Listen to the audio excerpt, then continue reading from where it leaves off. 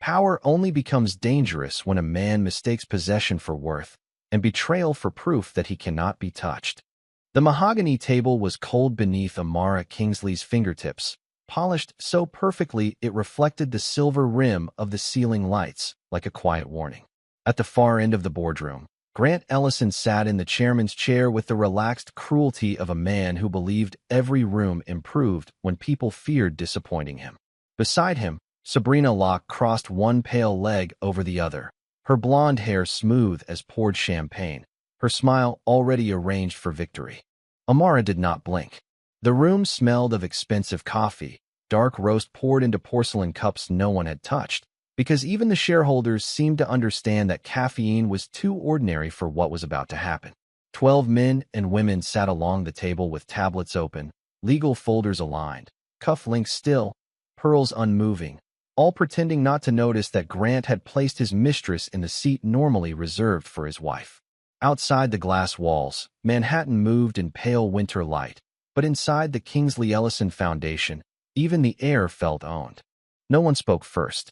Grant lifted a cream-colored resolution from the leather folder in front of him and tapped it twice against the table, a small gesture meant to reduce years of Amara's work into paperwork. He spoke about modernization, public energy, donor visibility, and the need for the foundation to evolve beyond sentimental leadership.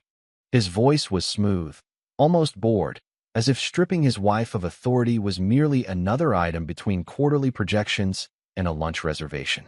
Sabrina lowered her eyes to hide a smile. Amara looked at the document, not at the woman. The fountain pen appeared in Grant's hand like a ceremonial blade, black lacquer, gold nib, a gift from some banking summit where men congratulated one another for moving other people's futures across paper. The scratch of the nib against the transfer resolution was small, precise, and obscene in its neatness. Every trustee heard it. Still, nobody moved. Grant finished signing, turned the document toward Roland Pierce's empty chair at the side of the table, then slid it towards Sabrina with the faintest smile of ownership. Effective immediately, he said. Sabrina Locke will assume executive direction of the Foundation's public programs. Sabrina placed her manicured hand lightly over the page, as if touching the signature made her legitimate. Around the room, the silence of the trustees thickened, not with approval, but with calculation. They had seen hostile acquisitions, family betrayals, tax shelters disguised as philanthropy, and marriages that survived because lawyers made divorce too expensive. But they had not seen a man sign away his wife's foundation to his mistress in the same room, where that wife still sat upright, calm, and beautifully silent. Amara's burgundy dress caught the light when she finally shifted. She opened the black folder in front of her, revealing no panic, no trembling hands, no desperate notes begging for dignity. Only a clean copy of the Foundation charter rested inside, marked with one narrow ivory tab. Grant leaned back, satisfied by the absence of resistance, mistaking restraint for defeat. That was his first mistake. Sabrina turned slightly toward Amara, her smile sharpened by the hunger of someone who had been promised access without understanding the locks. "I hope you'll make this transition graceful," she said softly, loud enough for the nearest shareholders to hear. Amara lifted her eyes then, not wounded, not jealous, not even angry. The boardroom seemed to contract around her stillness. She looked first at the signed resolution, then at Grant's hand, then at the untouched coffee cooling beside him. When she spoke, her voice was low enough that everyone had to listen carefully. "Did you read the charter before signing?" Grant's smile faded by only a fraction, but the fraction was enough. Sabrina's fingers stopped moving on the paper. One shareholder lowered his gaze. Another closed her tablet. The question remained on the mahogany table like a sealed indictment, colder than the wood beneath Amara's hand, quieter than the shareholders, sharper than the sound of Grant's pen had been only moments before. Grant let the silence sit for 3 seconds longer than comfort allowed, then gave a quiet laugh meant to teach the room how to respond. No one joined him. The expensive coffee had cooled into a bitter scent beneath the recessed lights, and Sabrina's hand remained on the signed resolution as if letting go of it might make the victory less real. Amara waited. Grant adjusted his cuff link, a small flash of platinum at his wrist, and said, "The charter exists because I funded this institution." He looked around the table, inviting agreement from people whose fortunes depended on recognizing which way power moved. Several board members lowered their eyes toward their tablets, not out of respect, but self-preservation. Amara turned one page. Sabrina recovered first, smoothing the front of her ivory jacket with the practiced elegance of a woman who believed wealth could be learned by proximity. She began speaking about donor engagement, high-visibility partnerships, new cultural ambassadors, and a younger philanthropic language. Each phrase sounded polished, but none of it touched the actual machinery of the foundation. It was perfume sprayed over steel. Amara did not interrupt. Sabrina leaned forward, her smile growing warmer and more poisonous at the edges, and said she hoped Amara would not make the transfer personal. The word moved through the room like a glass dropped onto marble. Everyone knew there was nothing more personal than a husband handing his wife's life's work to the woman he had placed beside him. Still, Amara did not flinch. She looked at Sabrina's fingers on the resolution, then at the black folder in front of her. "It already is," Amara said. Grant's jaw tightened, but he masked it quickly with the annoyed patience of a man accustomed to mistaking cruelty for leadership. He said the foundation needed visibility, that Amara's approach had become too restrained, too legalistic, too concerned with governance when donors wanted emotion. He spoke as if governance were an inconvenience, not the only reason half the room had trusted him with their money. The shareholders stayed silent. Sabrina nodded at every sentence, mistaking his performance for strategy. She did not notice the general counsel at the far end of the table stop typing. She did not notice the older woman from the donor committee press one finger against the file marked compliance. She did not notice that Amara's calm had begun to frighten people who knew the cost of calm in rooms like this. Grant noticed only the absence of tears. "You can remain on the advisory wall," he said, as though offering mercy. "Your name still has value." Amara closed the charter halfway, not loudly, not dramatically, just enough for the soft sound to cut through his sentence. "My name built it." The words were not raised. They did not need to be. Grant's face changed again, a smaller crack this time, quickly repaired by pride. He reached for his coffee, found it cold, and set it down without drinking. Sabrina gave a little laugh, too delicate to be honest, and said, "Then you should be proud to see it grow." The shareholders heard the insult wrapped in silk. Amara heard only the weakness beneath it. She looked at Sabrina fully for the first time, and the room seemed to lose another degree of warmth. Growth has rules. Sabrina's smile held, but her eyes moved to Grant, asking silently whether she should be worried. Grant did not answer her. He was watching the ivory tab inside Amara's folder now, the one marking a clause he had never bothered to read because he believed signatures mattered only when they were his. Amara slipped the charter back into place, aligned the folder with the table's edge, and rose with the same composed grace with which she had entered. No one told her to sit down. No one asked where she was going. The chair Sabrina had taken suddenly looked less like a prize and more like a witness stand. The corridor outside the boardroom was lined with glass, steel, and framed photographs of children holding scholarship letters that had once carried Amara's signature at the bottom. Her heels made no hurried sound against the stone floor, because she was not escaping the room she had left behind. She was walking toward the part of the building Grant had always ignored, the quiet legal wing where donors rarely smiled for cameras and every promise had to survive paper. That was where power lived. Behind her, the boardroom remained sealed in its polished discomfort, with Sabrina still seated in a chair that now seemed too large for her confidence.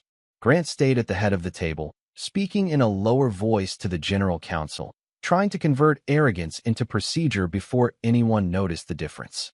The shareholders did not resume their earlier ease. They checked phones, avoided eye contact, and waited for someone older than pride to enter the story. No one celebrated. Amara reached the private foundation archive, a narrow room kept deliberately plain, with climate-controlled cabinets, matte brass handles, and a single long desk under a white reading lamp. There were no flowers there, no portraits, no donor plaques, no flattering photographs of Grant shaking hands with governors and hospital directors. Only binders, filings, trust instruments, sealed amendments, and minutes from meetings where real control had been built without applause. She preferred this room. A junior legal associate looked up from a scanner and nearly stood too fast when she saw Amara. His eyes moved to the black folder in her hand. then to the access panel beside the cabinet marked Charter Originals and Governing Amendments. He had been trained not to ask unnecessary questions, but the whole building had already begun whispering through its internal nerves. Amara placed her palm on the access reader. Open Cabinet 3. The associate obeyed. The cabinet released with a soft mechanical click, less dramatic than a gavel and far more final. Amara removed the original Foundation Charter, its cover dark and severe, its embossed seal catching the lamplight in a way that made the paper seem older than the marriage that had just been insulted upstairs. She laid it flat on the desk and opened to the ivory-tabbed section with a movement so calm it bordered on ceremonial. Clause 17. For waited there. The associate saw the heading and swallowed. It was the conflict provision Amara had insisted on years earlier, after Grant's advisors had begged her to stabilize the charitable structure during a shareholder inquiry. Back then, Grant had called it excessive. Back then, he had signed because he needed her credibility more than he respected her judgment. Now the clause had teeth. It stated that any transfer of executive foundation authority to a person with undisclosed intimate, financial, or reputational conflict with a controlling trustee would trigger an automatic review of the Ellison Legacy Trust's voting control. The language was not emotional. It was lethal because it was clean. Amara read it once, though she already knew every word. The associate whispered that the board would need certified copies, the signed transfer resolution, and the trust certificate before a formal review could begin. He stopped halfway through, realizing he was explaining a machine to the woman who had designed it. Amara looked at him. Prepare them. He nodded immediately and began pulling records with hands that tried not to shake. Printers warmed in the corner, document lights passed over signatures, and the archive filled with the low sound of paper becoming consequence. Amara stood still beside the desk, not smiling, not grieving, not performing injury for an invisible audience. Grant had mistaken her silence for emptiness because he only understood noise as power. He had never understood restraint. The first certified copy slid from the printer, marked with the foundation seal and the date from 7 years earlier, when Amara had protected the institution from exactly the kind of man he had become. She picked it up, checked the stamp, and placed it into the black folder. Then she lifted the trust certificate beneath it, the document that connected the foundation's ethical governance to the legacy voting block Grant believed no one could touch. The associate glanced toward the door as footsteps approached from the outer hall. Amara did not turn. She already knew who had been called, because systems built correctly do not need panic to move quickly. The door opened, and Mr. Roland Pierce stepped into the archive with his silver hair neat, his dark suit unwrinkled, and his expression as cold as institutional memory. He looked at the charter, then at the signed transfer resolution now resting beside it. He signed it. Amara handed him the page. In public, Roland read the signature once, then closed his eyes for half a second, not in shock, but in recognition of a disaster that had finally become official. When he opened them, he did not ask whether Amara was hurt. He asked the only question that mattered. Do you intend to enforce the clause? The room went still around her, cabinets humming softly, the lamp reflecting on the mahogany desk, the whole future of Grant Ellison's legacy narrowing to one woman's answer. Amara placed the final certified copy into the folder. Yes. Roland Pierce did not rush back to the boardroom, because men who understood institutions knew that speed was less important than sequence. He stood beside the archive desk while the junior associate certified each copy, checked every seal, and logged every document into the foundation's internal record system. The process was quiet, almost dull, but dullness was exactly what made it dangerous. Scandal could be denied, emotion could be dismissed, but procedure left footprints that expensive lawyers could not sweep away. Amara waited. Roland lifted the signed transfer resolution again, studying Grant's signature as though it were less a name than a confession written in black ink. He had served on boards through market crashes, divorces disguised as restructurings, and sons who believed inheritance made them intelligent.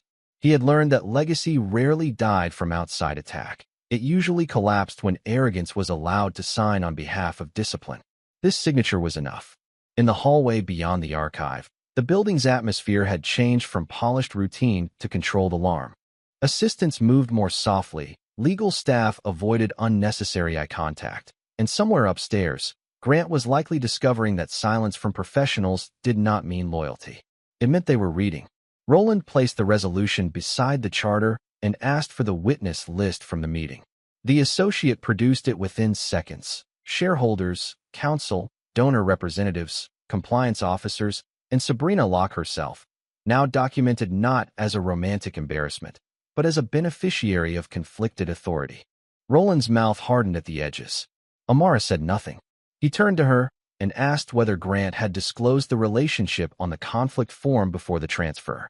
Amara opened the folder to a blank certification page, the absence itself more brutal than an accusation. No disclosure. Roland exhaled once through his nose, a contained gesture of institutional disgust. The clause did not require moral outrage.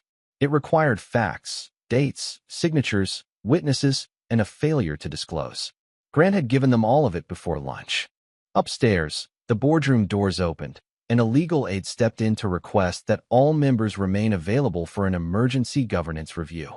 The shareholders who had spent decades pretending discomfort was diplomacy now understood that the conversation had left the territory of marriage and entered the territory of fiduciary duty. Sabrina's smile began to lose its architecture. Grant demanded to know who authorized the review, and the aide, trained by people who feared paperwork more than temper, simply answered that the chair had. That was when Roland entered. He did not raise his voice, did not apologize for the interruption, and did not acknowledge Sabrina's sudden attempt to sit straighter in Amara's chair. He placed the black folder on the mahogany table with such controlled care that every person in the room looked at it before they looked at him. Grant gave a short, irritated laugh. "Roland, this is a private administrative matter." Roland opened the folder. "No." The single word moved through the room harder than any speech. Grant leaned back, his confidence not gone yet, but forced to defend itself. Roland distributed the certified copies one by one. The signed resolution, the charter clause, the trust certificate, the conflict disclosure record left blank. The sound of paper sliding across polished wood became its own indictment. Sabrina looked at the documents as if the language might rearrange itself into mercy. It did not. Grant's voice sharpened, and he said the foundation was built with Ellison Capital, Ellison Relationships, Ellison Influence, and Ellison Risk. He looked toward the shareholders again, still searching for the old reflex of agreement. This time, no one gave it to him. Amara entered last, carrying nothing but her composed stillness and the faint scent of cold air from the corridor. She did not reclaim her chair. She stood beside Roland, which said more than taking the seat would have. Grant's eyes moved from her to the folder, then back again, and for the first time his anger had a shadow of calculation beneath it. He understood numbers, leverage, and voting blocks. He did not yet understand that he had just endangered all three. Roland touched the trust certificate with 2 fingers and addressed the board, not the husband. "The transfer triggers review." Sabrina whispered that Grant had the authority to appoint her. Amara looked at the signed page. "Not like this." For words. The room accepted them because the documents already had. Grant stared at the trust certificate as if it had been placed on the table by an enemy instead of by the structure he had once praised in annual reports. The room had changed its temperature without anyone touching the thermostat, colder now around the mahogany edges, colder in the silence of people who could smell liability before it appeared in headlines. Sabrina's fingers retreated from the transfer resolution and folded into her lap, a small surrender disguised as posture. No one rescued her. Roland Pierce remained standing, one hand resting near the charter clause, the other beside the blank disclosure record that made Grant's defense look not merely arrogant, but careless. He explained the mechanics with the precision of a surgeon. The foundation's governance integrity supported the legacy trust's voting authority, and any conflicted transfer by a controlling trustee required immediate review of that trustee's eligibility. He did not mention betrayal. He did not need to. Grant cut in, saying the clause was designed for criminal misconduct, not personal matters, not board appointments, not what he called domestic noise. The phrase landed badly. A donor representative looked down at her notes. The compliance officer removed his glasses. The oldest shareholder in the room leaned back as if Grant had just confirmed the very weakness they feared. Amara watched him spend his last currency. Grant pointed toward the charter and said Amara had always overbuilt things, buried simple decisions beneath legal traps, made philanthropy feel like litigation.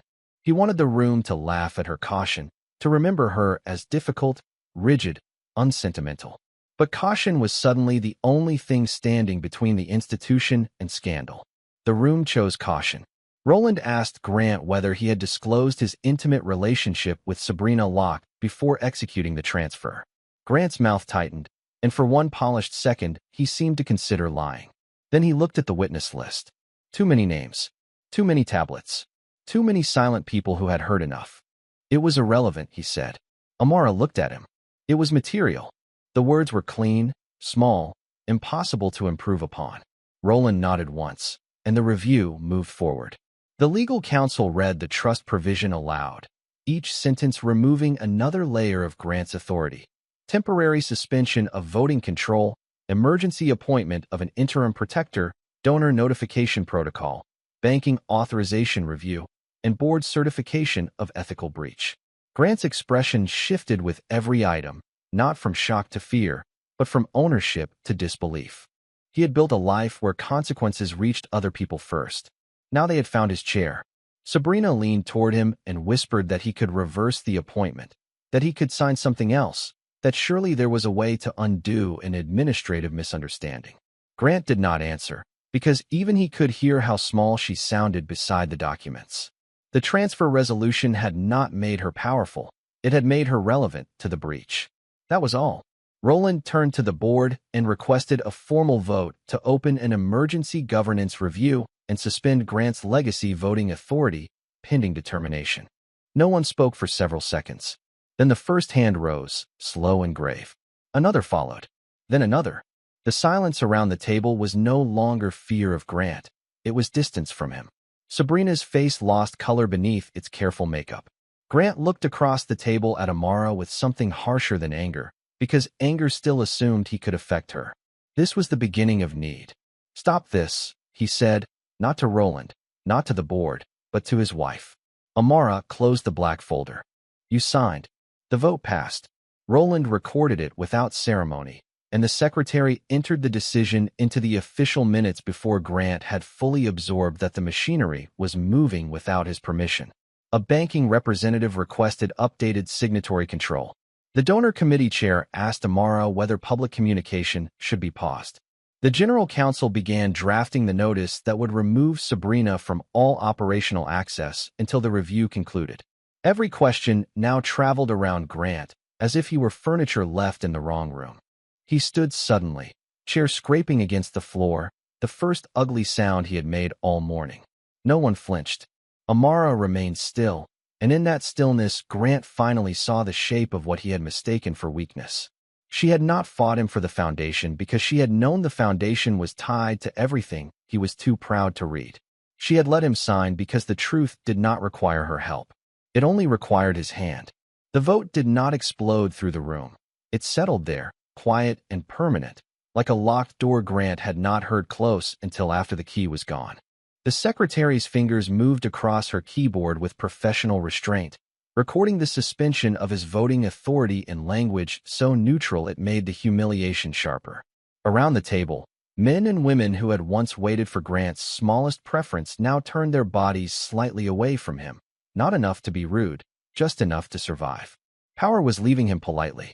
Roland Pierce instructed counsel to freeze all foundation access connected to the conflicted appointment until the review reached final certification. A banking representative opened a secure tablet and asked for the interim signatory list. The donor committee chair, who had smiled through years of Grant's speeches, now looked past him and asked Amara whether partner communications should be delayed until governance language could be reviewed. Grant heard the question and went still. Amara did not rush to answer. She looked once at the donor chair, then at the legal counsel, then at the certificate resting near Roland's hand. Pause public release.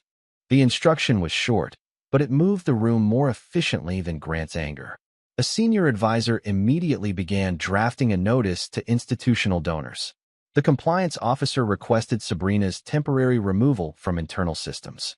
The general counsel asked whether media preparation should be redirected through Amara's office, and before Grant could object, Roland confirmed that all communications would follow the emergency governance protocol. Sabrina turned toward Grant, waiting for him to restore the version of the world he had promised her. He did not. His mouth opened once, then closed, because the room no longer belonged to volume. Sabrina's executive badge, printed only that morning, lay beside her untouched coffee like a prop from a play that had ended early. One of the assistants entered quietly, collected the badge, and replaced it with a temporary visitor credential. Sabrina stared at the small plastic card as if insult could become illegal if she refused to understand it. No one apologized. Grant finally stepped forward, both palms pressed to the mahogany table, his body returning to the posture that had once made junior executives sit straighter. "This foundation exists because of my capital," he said, his voice low and controlled enough to suggest restraint, not enough to hide fear. "Every donor in this building came because of my name." Several faces did not move, but something colder than disagreement passed through them. They had come because the name was useful, yes, but they had stayed because Amara made it trustworthy. That distinction was now bleeding into the open. Amara looked at him calmly. Trust kept them. The words cut through the old myth without raising a blade. The donor chair closed her folder and stood, saying she would recommend temporary suspension of all public-facing commitments until Amara approved the revised governance statement. The representative from the hospital network followed, then the scholarship director, then two outside advisors whose firms had once treated Grant's calendar like sacred weather. They did not storm out. They withdrew. Each departure reduced him. Sabrina's phone began vibrating against the table, again and again, with calls she was suddenly afraid to answer. Her social invitation had become a compliance event. Her new position had become a documented conflict. Her proximity to Grant had become proof, not protection. She reached for the transfer resolution as though she could still claim something from it. But Roland placed his hand lightly over the page before she touched it. "This remains with the board." Sabrina pulled back. Her smile was gone now, leaving only the expensive architecture of a woman who had mistaken access for belonging. Grant watched the room rearrange itself around Amara, and the first true wound appeared in his face. It was not the loss of control alone. It was the discovery that the control had never been as complete as he believed. Amara gathered the charter, the trust certificate, and the certified vote record into her black folder with exact, quiet movements. The shareholders waited for her next instruction, not because she demanded obedience, but because the documents had revealed she was the only person who understood the structure well enough to lead it out of danger. Grant looked at her then, no longer as decoration, no longer as injury, but as the architect standing beside the ruins of his assumption. "You turned them against me," he said. Amara met his eyes. "You showed them." That was all. The room accepted it, and Grant had nothing left to add. The first privilege disappeared so quietly that Grant almost missed it.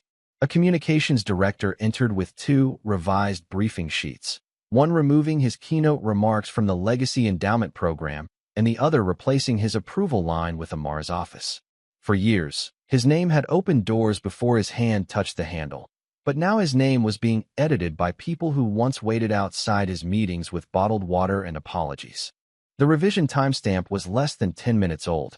Grant reached for the briefing sheet, but the communications director placed it beside Roland instead, a gesture so small it carried the weight of public exile. Sabrina watched the exchange with widening eyes, beginning to understand that wealth did not protect every kind of mistake. Her visitor badge hung from a thin white lanyard against her ivory jacket, absurdly modest after the authority she had imagined for herself. She looked newly temporary. Roland authorized the suspension of Grant's executive access to the Foundation's financial dashboards, donor portal, and legacy communications archive. One by one, notifications appeared on the tablets around the table, each update sounding softly, politely, brutally. Access revoked. Authority transferred. Review pending. Grant's face hardened, as if expression alone could reopen locked systems. It could not. The General Counsel confirmed that Sabrina's appointment would be treated as void pending the conflict review, and that any attempt to represent the Foundation externally would trigger further action. Sabrina inhaled sharply, then looked at Grant, waiting for outrage to become rescue. Grant gave her only silence. Amara stood near the table's side, the black folder resting against her palm, watching the machinery complete what truth had begun. She did not look pleased. She looked precise. The donor committee chair returned with a revised partner brief printed on foundation letterhead, its margins marked by legal in clean blue ink. The language was careful: governance integrity, independent oversight, donor continuity, temporary control realignment, and mission protection. It named the clinics, the scholarship fund, the legal aid expansion, and the oversight committee. It did not name Grant. That omission hurt him most. Grant said the public would never accept a legacy event without him. A hospital network representative, gray-haired and careful, replied that the public cared about the clinics, scholarships, and legal aid programs, not the man photographed beside them. The room heard it. Grant heard it last. He turned to Amara, anger rising because the room no longer gave him a safer target. "This is still my family's legacy," he said. Amara held his gaze. "Then stop using it." 3 words, and no sympathy. The sentence did not offer him a path back. It revealed the one he had refused to walk.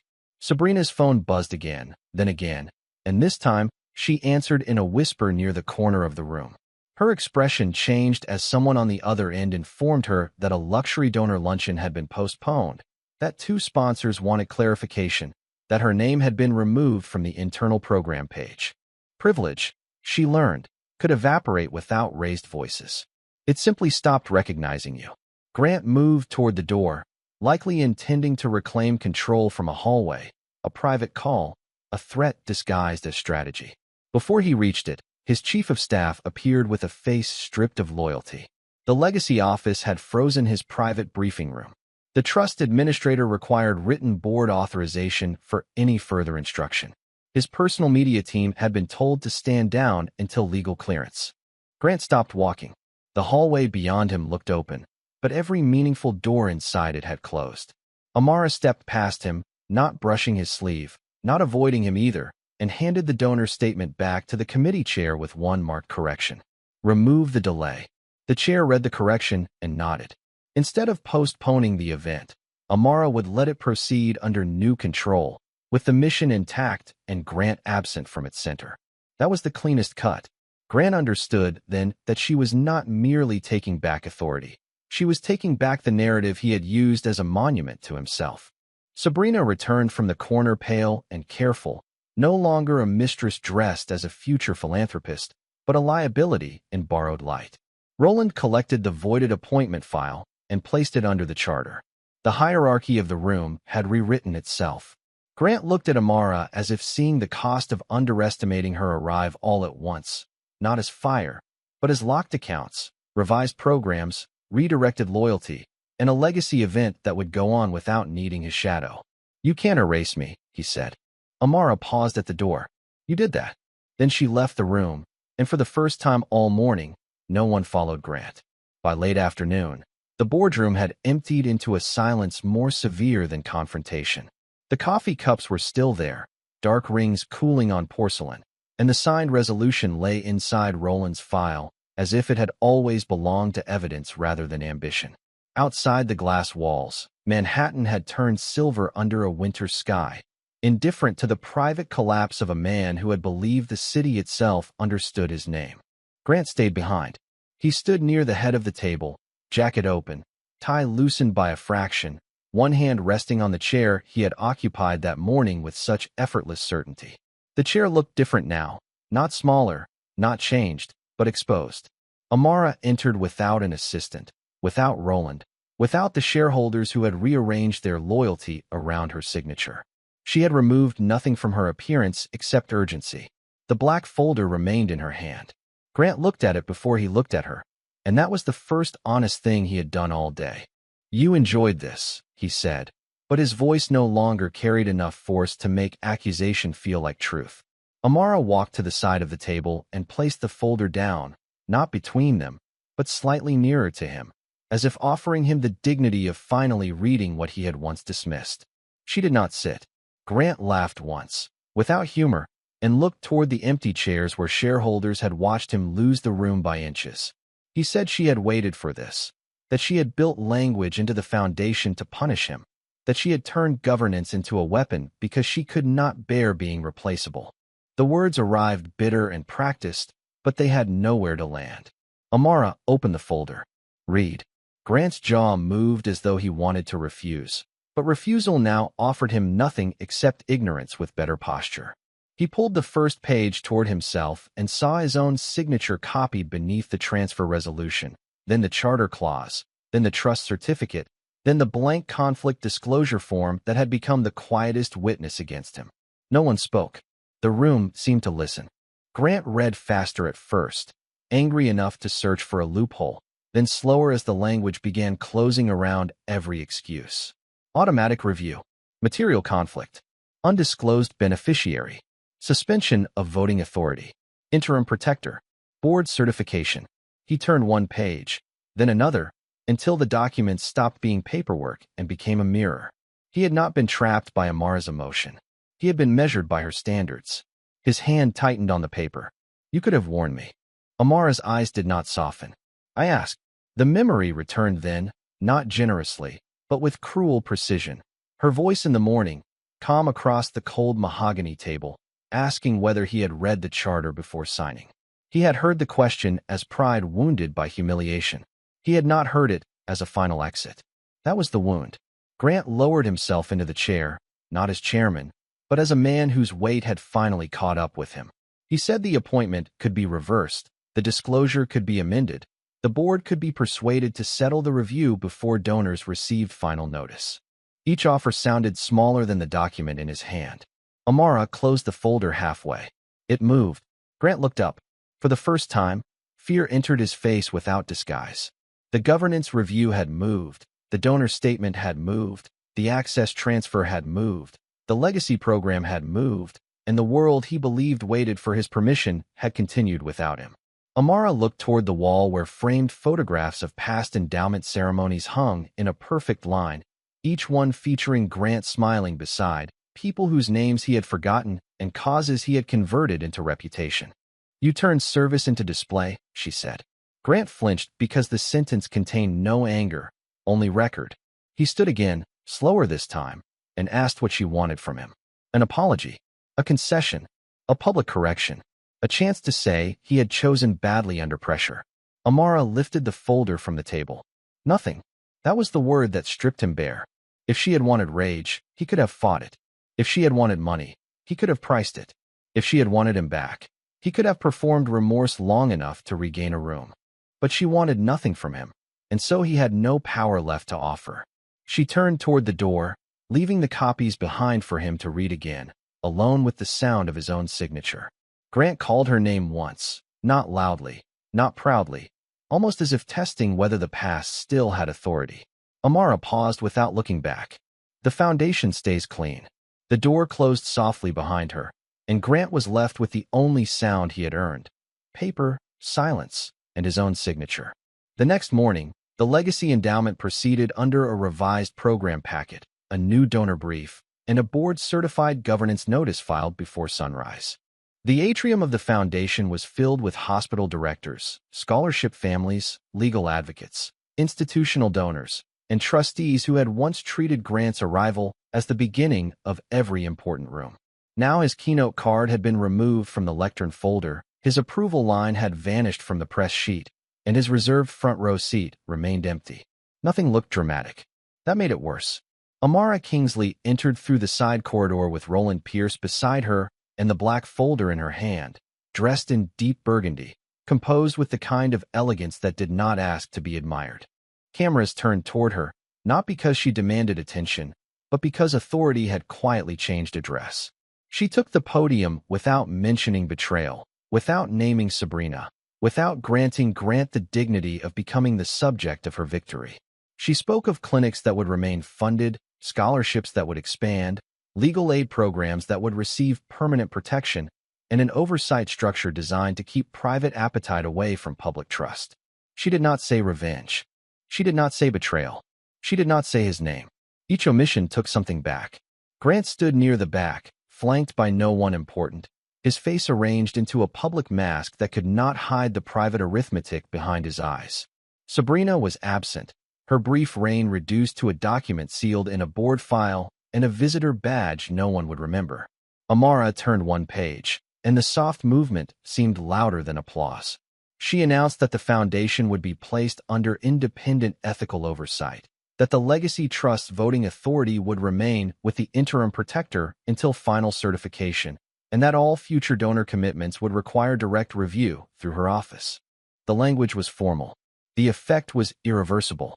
The hospital director nodded first, then the scholarship committee, then the donor chair, and finally the trustees who understood that Amara was not destroying the empire. She was restoring the standard that had made it worth protecting. Roland stepped forward only once, to confirm the board's unanimous certification of the emergency transfer of control. He did not embellish. He did not comfort Grant. He simply read the record, and the record was enough. When the formal remarks ended, Grant crossed the atrium toward Amara, stopping just close enough to seem like a husband to strangers and just far enough to prove he no longer knew how to reach her. He said her name softly, almost carefully, as if the right tone might reopen a door that law had already closed. Amara looked at him with no hatred left to spend. Grant said the legacy still carried his family's blood, his father's name, his decades of labor, his public life. He said she could not simply walk away with all of it. Around them, conversation thinned. Donors turned without appearing to turn. Board members pretended to review papers while listening to every word. Amara held the black folder against her side and let him finish, because he had always mistaken uninterrupted speech for control. Then she stepped closer, just enough for him to hear every syllable without the room needing to. You broke the standard that carried your name. I am only removing the weight. The sentence landed without spectacle, and that was why it stayed. Grant's face emptied in stages. Anger first, then pride, then the last fragile belief that her silence still belonged to him. Amara turned before he could answer. She signed the final board certification on the standing desk near the podium, one clean stroke across the page, and Roland accepted the document as the room moved on without asking Grant for permission. Amara did not look back. She walked through the atrium doors into the pale winter light, carrying no trophy, no apology, no need to explain the silence that had saved what arrogance tried to spend. Behind her, the foundation remained standing. Behind her, Grant remained with a name that no longer opened the room. And for the first time, the legacy belonged not to the man who displayed it, but to the woman who had preserved its cost. This story is a fictional narrative created for entertainment, reflection, and educational purposes. Any resemblance to real people, places, or events is purely coincidental.